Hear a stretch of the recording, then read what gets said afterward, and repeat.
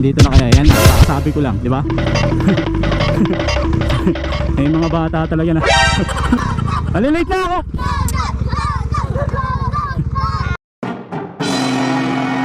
Good morning tropa. Today is March 11, 2025. Ngayong araw tropa, as usual, samahan nyo na naman ako. Papasok na naman tayo ng trabaho dahil tayo ay panggabi. Ngayon ay pang 5 gabi na. So isa na lang, rest day ko na. Yahoo! So ngayong araw tropa, siyempre, naisipan ko lang ilagay yung camera natin. Baka inaabangan na naman tayo ng mga batang Dismo. Wala namang ibang nag-aabang sa atin kundi mga batang Dismo eh. Shoutout sa inyo mga batang Dismo. Kasi kanina tropa, natouch ako kasi meron nang gumawa ng ano sa atin, recording. Yan, may batang taga Dismo nasabi, Kuya Toon, bakit hindi ka na dumadaan dito? Hindi na kita nakikita, sabi niya. Well actually, araw-araw pa rin akong dumadaan dito. Nagkataon lang siguro na tuwing dadaan ako wala siya. At saka hindi na kasi ako nagpapagames ng madalas. So bihira na lang tayo magpa-games. Dahil nga syempre, priority natin ngayon yung pagbebenta natin ng laruan. Naku, ito na naman itong mga batan to. Malilate na ako. Wala na, nabigyan na ng sticker nung nakaraan eh. Nabigyan na kita ng sticker nakaraan ah. Ayun na, malilate na ako. Dali na. Ay, dali na, malilate na ako. Oh, bukas. Ayun yung bata na ano. Ha? Ayun o, hike sa vlog. Sige. Pasok ako eh. Sige. Mga tropa natin yan na mga taga dito. Akala ko papasyatin ako kaso may pasok ako. So maraming salamat. Naputol yung kinukwento ko. Balik tayo sa kwento ko. Meron kasing pagkakataon kanina, o may video recording kanina. Ayun ako, madilim na, mamaya na nga ulit. A few moments later. Ayun, may ilaw na, may liwanag ang Dismo. So balik tayo sa anong kwento ko. Kanina mayroong isang bata dito sa barangay Dismo. Sabi ko, Tom, ba't di ka na dumadaan dito? Hindi na kita nakikita.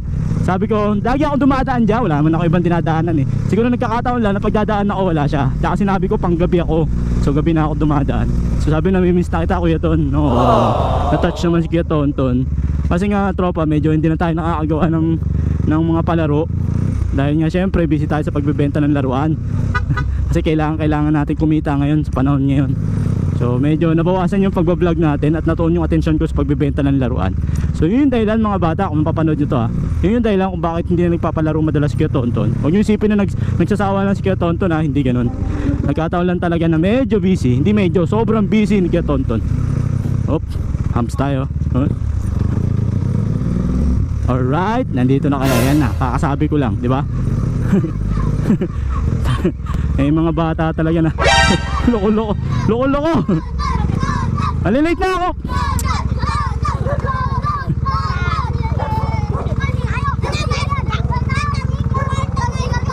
Wala pa akong sticker. Ha? Saan? Oh, eh doon yun eh. Oh, papa mo nakakuha? Oh. Ano? Oh, papatago ako sa pan-t-shirt. Oh, ito yung sinasabi ko. Oh. Uy! Alin? Oh, tinatawlan tuloy ako ng aso. Oh, wala akong sticker. Wala pa akong sticker. Ito yung sinasabi kong ano eh, tropa natin nangingi ng sando eh. Oh. Yung akin yan na yung jersey ko, Ton. Ito Ton, isa. Maliit to. Ito nga ka, hindi jersey yan. Jacket yan. Ton. Ano yung isa, Ton? Wala, isa lang yun. Kami lang binigay yan eh. Kung hindi kasya sa'yo, bigay mo kay kuya. Kung hindi kasya sa'yo, kay kuya. Akin na lang, oh. May cash eh. Sticker. Bigyan mo ako sa ano? Sige. Sticker. Dapat, sapatos na lang pala. Dapat ako ang trumpo, Ton. Oh, sige. Oh, trumpo, sige, patagalan.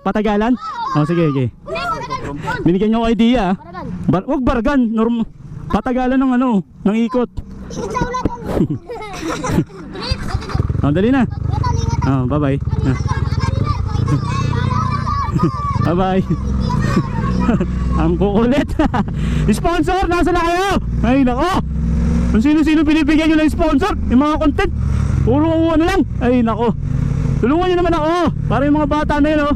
Gusto lagi may palaro, buti pa si Tonton.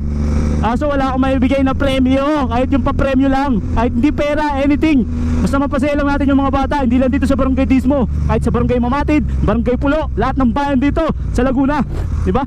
So yun lang. Hindi naman ako galit. Hanggang sa sunod tropa, abuti pa si Tonton. Peace. Bye bye.